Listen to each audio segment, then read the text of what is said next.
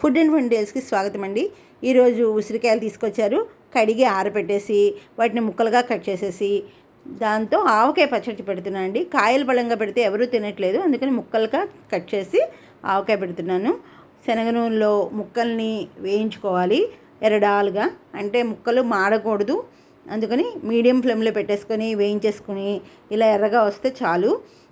చల్లారిన తర్వాత దాంట్లో పసుపు, ఇంగువ, 1 గ్లాసు కారము, 1 గ్లాసు ఆవపిండి పోసేసి 3/4 గ్లాసు ఉప్పు పోసి మొత్తం కలిపేసేయాలండి. కలిపేసి ఈ ముక్కలన్నిటికీ ఉప్పు కారం అన్నీ పట్టేటట్టు కలిపేసుకొని దాంట్లో 1 నిమ్మకాయ చెక్క పిండేసి ఇప్పుడు దాన్ని ఒక రోజు మూత పెట్టేసి గ్లాస్ జార్లో పెట్టేసుకుంటే సంవత్సరం అంతా నిల్వ ఉంటుందండి.